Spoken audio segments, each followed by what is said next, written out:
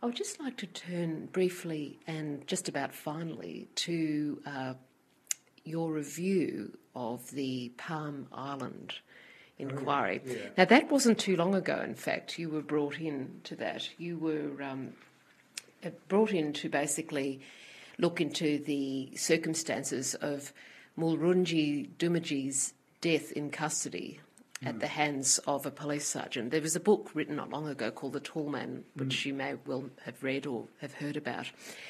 And that was a case that I imagine in some ways was rather close to your heart, thinking back to your mother's own involvement with Aboriginal rights.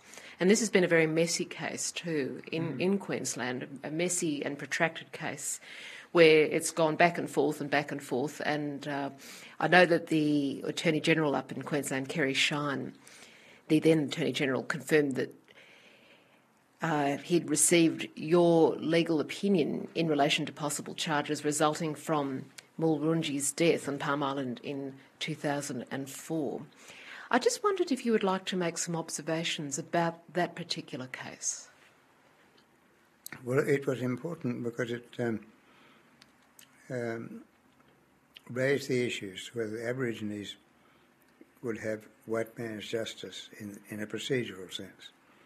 They felt that this man Mulrunji had died in police custody. If it had been a white man, there would have been much more attention given to investigating it. Why did he die? Instead of that, it had gone to a coroner who had stopped the hearing halfway through. He was ultimately acquitted, and I was glad that he was, because he's a fine, upstanding policeman, big, tall, 6'6" Queenslander. And you've got to be tough to run an island like Palm Island, which Joe Jockey Peterson had used as the sort of the repository of a lot of nuisance elements up there in Queensland. They'd shipped them off to Palm Island, left them there with no industry and nothing to do but get their weekly pension and go and buy a slab of beer and drink themselves. It was appalling what we had done up there in Palm Island. When I say we, but civilised government had done. But the Aboriginal community was satisfied, as I understood it, that procedurally the outcome of my inquiry was that this police sergeant was going to be put up on trial and face the jury. That was the extent of my involvement in it. It was then up to the jury. I guess the thread that comes through again, and you were alluding to it earlier, is the importance of the procedural fairness. People's perception that justice is being done. Justice being seen to be done.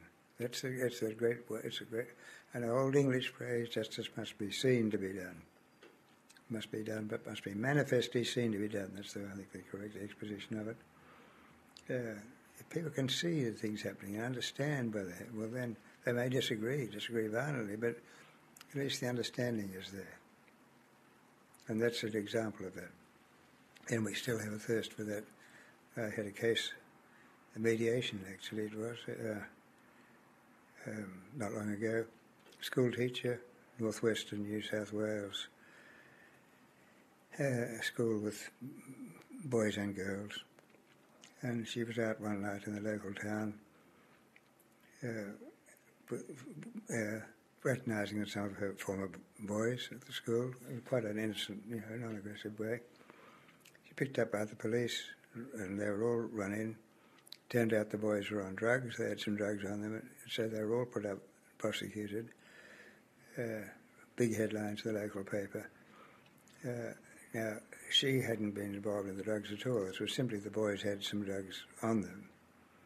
So she was convicted by the local magistrate, and she was incensed that this could have happened to her. And so she appealed to the local district court judge, who came on the bench and said, as one often sees in those, we used to call them quarter sessions, those appeals from magistrates. The judge came on the bench and looked at the paper, having read the papers, said to the Crown Prosecutor, look, Mr. Smith, I've been through the papers, this conviction can't possibly stand, I propose to allow the appeal. What do you say? And he just, nodded his consent. So the judge said, well, and turned to the barrister for the school teacher, said, well, you've heard what I've said, I propose the appeal is allowed, conviction is quashed, call the next case. Now, she was utterly dissatisfied. She hadn't had her day in court. She was convinced there was a conspiracy between the judge and the police prosecutor to conceal the fact that this was all a put-up job.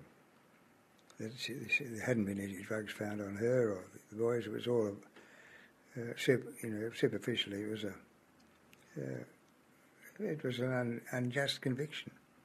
And she wanted to expose that. She wanted it all brought out in court. And she had convinced that justice hadn't been done, even though the matter had been upheld and the charge against her had been dismissed. And so she sued for false imprisonment and malicious prosecution. And luckily, they both been instructing from the police department, a man I've got to know quite well over the years. I said to him, if you offer this woman $50,000 for malicious prosecution, she comes back and says she wants $100,000, and then you offer her $55,000, she'll say, there you are, they're not genuine. If they had $55,000, why didn't they offer it to me? So I said, you've got to give me your last dollar, and I've got a chance of settling it and dealing with it. So he said, all right. So he told me what his ceiling was, so he gave me that, and I took it into the other one and said, well, look, the Crown will go this far, and they won't go any further than that. And I think you should take it. Anyway, she took it, and that was it. It was all over. But it's an interesting example of her thirst was for natural justice. She felt she had been wrongly convicted because she hadn't been fully heard. Then she hadn't had a proper hearing of her appeal. She wasn't concerned just to have to win the appeal. She wanted to ventilate the... So we all have a thirst for natural justice. And I guess, too, that's the ultimate question always in your mind, whether as a barrister over the years, as a judge, as a mediator, there's always that sense of grievance. And you, in the roles that you've played, you've tried to have an ear, in a sense, to that grievance. Even if they haven't always expressed it in the way that the school teacher did, you've had an ear to that grievance and, in a sense, taken steps to where you could ameliorate it. Yeah, well, that was a very good example of something could only be achieved by a mediator. A judge couldn't do something like that. The police couldn't drop it, or there'd be an outcry against them. It needed a circuit breaker, a well-disposed circuit breaker. Yeah. So that's how you got to be summed up as a circuit breaker? That sounds to me almost the most opposite thing of all when describing your life and your achievements, Sir Laurence. It's perhaps not far off the mark, yes. Circuit breaker, to break out of the mould, which something you can see something is just going down a path to nowhere.